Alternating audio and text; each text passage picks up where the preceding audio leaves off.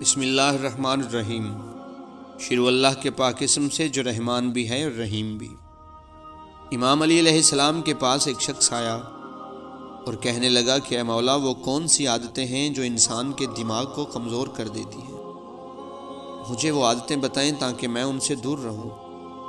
تو میرے امام علی علیہ السلام نے فرمایا، اے بندہ خدا، 4 عادتیں ایسی ہیں جو انسان کے دماغ کو کمزور کر دیتی ہیں، انسان کی ذہانت اور عقل کو کھا جاتی ہیں۔ پہلی عادت زیادہ کھانا ہے۔ جو انسان بار بار کھانا کھاتا ہے اور زیادہ کھاتا ہے تو اس کے جسم میں بیماریاں پیدا ہوتی رہتی ہیں اور اس کا دماغ کمزور ہو جاتا ہے۔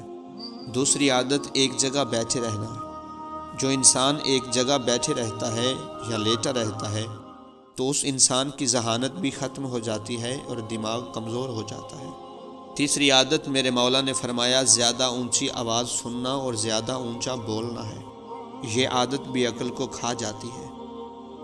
اور چوتھی عادت سیکھنے کی کوشش کو ترک کر دینا ہے۔ جو انسان سیکھنے کی کوشش کو چھوڑ دیتا ہے اور اپنے آپ کو مکمل سمجھنے لگتا ہے تو اس کا دماغ بھی کمزور اور لاغر ہو جاتا ہے۔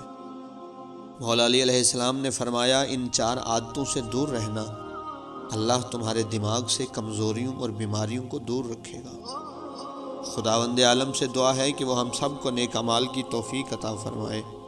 اگر آپ کو ہماری ویڈیو پسند آئے تو ویڈیو کو لائک اور چینل کو سبسکرائب کریں۔ ملتے ہیں اگلی ویڈیو میں۔